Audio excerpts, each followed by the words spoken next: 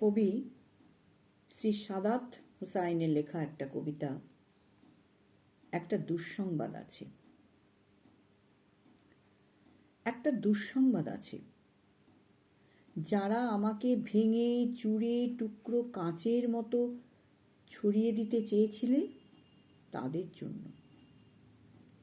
দুঃসংবাদটি তাদের জন্য যারা ভেবেছিলে আমি হোঁচট খেয়ে পড়ে গেলে আর কখনো উঠে দাঁড়াতে পারবো না, মুখ থুবড়ে পড়ে থাকবো গা ঘিনঘিনে কাদায়। আমাকে ছিঁড়ে কাগজের মতো কুচি কুচি করে হাওয়ায় ভাসিয়ে দিলে আমি হারিয়ে যাব দিকশূন্যপুর।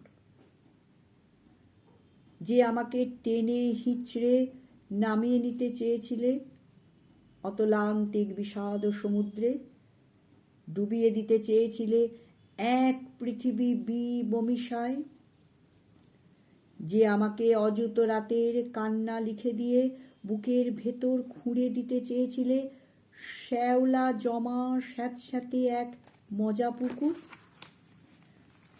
যে আমাকে দুঃখ দিয়ে পুড়িয়ে শেষে উড়িয়ে দিতে চেয়েছিলে ছাইয়ের মতন, তাদের জন্য দুঃসংবাদ।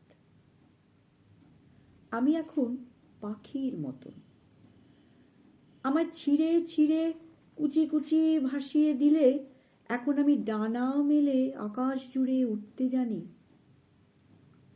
কাটা যায় না, ভাঙা যায় না, আমি এখন জলের মতন, ভেসে যেতে যেতেও হঠাৎ জলোচ্ছ্বাসে ভাসিয়ে দিতে আমিও জানি ছড়িয়ে থাকা টুকরো কাঁচের শরীর থেকে দু ফলা এক ছুরি হতে। এই যে মানুষ, দুঃখ দিতে দুঃখ ভীষণ, তারাও জানুক এখন আমি হাসতে জানি। শ্যাওলা জমা পুকুর জুড়ে আমি এখন রোদের মতো ভাসতে জানি। প্রস্থানের গল্প লিখেও ইচ্ছে হলেই আবার ফিরে আসতেও জানি। আমি এখন পুড়ে যাওয়া ছাইয়ের ভেতর জেগে ওঠা এক ফিনিক্স পাখি।